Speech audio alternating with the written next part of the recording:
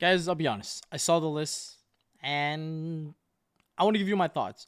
So instead of being more reaction, it's a little bit more of a commentary on, okay, well, what I think is going to be the top decks now, and then maybe a little bit into the impact overall in each of these decks, and are there going to be any new decks that are going to be viable? Overall, if you guys are interested in trying to learn the upcoming format with the new list, definitely go check out the inner circle below. People like myself, Nesh, Jib, Lund, we're going to be cooking up the goo for the new format. And if you guys want to be the first people involved and learn some new goo and text, then definitely go check that out in the description box below. But let's jump right into the ban list right now and just talk a little bit more about what actually got hit. Okay, so the first thing is Paradise Master got hit, which is a great hit.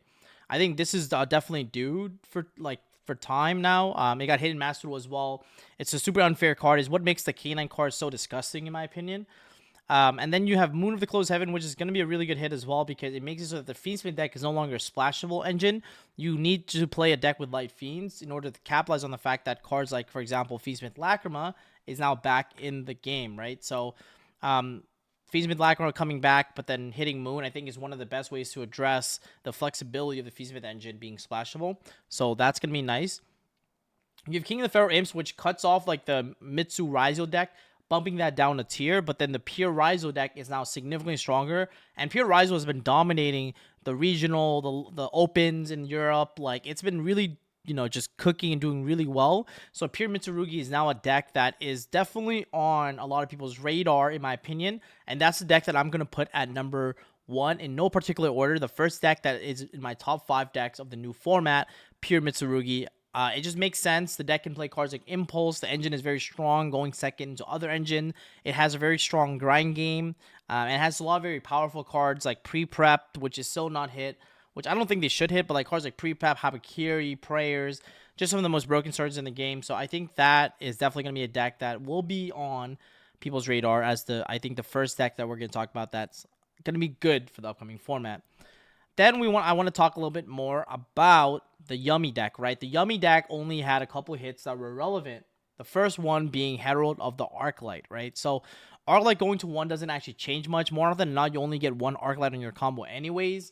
You don't really often make the second one on your opponent's turn. Realistically, only one. And then the other thing you have to keep in mind is that the other thing you have to keep in mind is the only other hit is Obedience School, but the deck already played cards like Thrust in order to get access to like Obedience School. Obviously, now that means they can't start with Obedience School and just send it. But Yummy is definitely one of the strongest deck, and it definitely got more, even more power level increase because of the cards like Marshmallow that's getting introduced in the new, I believe the Doom of Dimensions set. So Yummy is definitely going to be the second deck that I'm going to put on the top 5 list for you guys. But yeah, that is definitely going to be the other deck that I think is going to be really, really strong. The next deck is that if you check all of these limits, semi-limits, unlimited, what's a pattern you guys notice? Draco Tail is unbelievably insane, okay? It's basically full power. It's virtually untouched. And you can even play the branded version of the Draco Tail deck. And yeah, it's completely full power. It's completely untouched. It's even getting more support in the next set. And it's getting more Draco Tail names. It's already been seeing a lot of success. Like Santoli recently went 9-0 with it at the regional the past couple of weekends. So I think Draco Tail is another deck where it's gonna be like one of those hand trap strategies that will be kind of like the new hand trap deck in the format. And it's a very strong engine at cracking a lot of half boards with cards like Pan, cards like King of the Swamp and Polymerization. I think that deck is gonna be third on my list of the top decks to kind of look out for in the upcoming set. The next thing that I wanted to go over is actually going to be the Crystron deck. Okay, the Crystron deck had a couple of hits, right? What is the couple? Well, the only real hits is going to be the inclusion. The inclusion basically makes it so it's harder for them to open the Sufador Jokul hands. But quite frankly, one inclusion doesn't really hurt the consistency that much because the Crystron Canine deck was already playing a smaller Crystron package. All you have to do is you have to bump the Smyger up to 3, or you have to bump Trisavern up to 3, and then make it so that you're able to see Sulfador more consistently so that you're able to pull off the Sulfador combo line with Jokul. So definitely a 2-card combo, but it's a very devastating one. I would also add the fact that Krishan definitely relied more on Paradise Smasher to win. I think that like because the Paradise Smasher is gone, that definitely is a major hit for the Crystron K9 strategy. Like that was like definitely one of the main win cons for the archetype. But I think right now it's gonna be kind of interesting because that deck is still very strong. I don't actually have it at 4 or 5. I probably have it around 6. But that deck is another deck that you definitely want to look out for.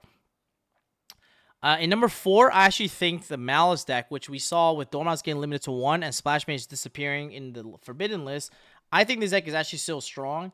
And the main reason why is because even at the World Championship, we saw that Dormouse did go to 1, and players like Yuna were still able to compete and perform really well. We saw Damien Vala, who's also another astounding French player, was also like cooking it up with the Malice deck. And so Malice is still very much a strong deck still even with the 1 Dormouse. The Splash Mage, you could argue, hurts the deck a little bit more because of some lines where it can push through an additional hand trap, but you can easily place Lizardos, and I think that's fine.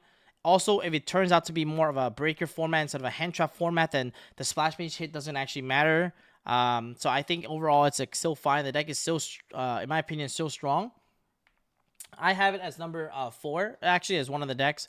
And last but not least, guys, there's one deck on here that actually virtually got untouched, okay, and actually went back to kind of full power, which is gonna be the Snake Eye deck. The Snake Eye deck is interesting because we don't have original anymore, so it's not like Snake Eye Ash and a Poplar is full combo, but there's like a Snake Eye Yummy variant that you could explore if you want a little bit higher ceiling. But I do think that the Stinger Scars coming back is very cool, actually. It's obviously a very fan favorite deck, but I'm happy that like the Moon got hit so that you can do Snake Eye Fiendsmith, which is something that I saw in the OCG and in Master Duel that was super cancer. But now that, Moon getting hit and not being a splashable engine makes it so that the Snake Eyes cards don't convert to anything extra without Appaloosa and stuff. So I think it's actually still very doable. But I would have it on, like, honestly, like, I think a Snake Eye deck could be kind of interesting, maybe like the tier 2 category.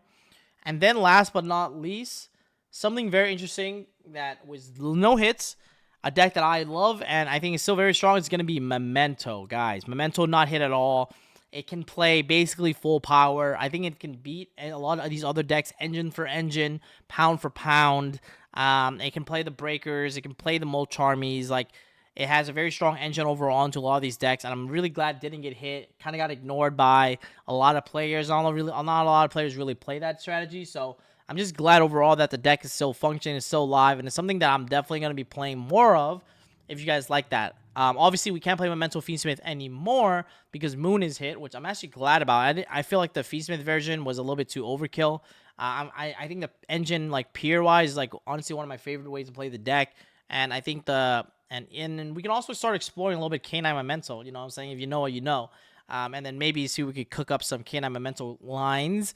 But yeah, if you guys are interested in, like I said, trying to be on top of the goo and being like ahead, like, you guys can definitely go check out the inner circle below, and then we can join the inner circle and then cook with us and the coaches the best decks for the upcoming format. But if you guys want, more content of the surrounding format, expect that soon. We're gonna be doing deck profiles. We're gonna be doing some more gameplay related stuff.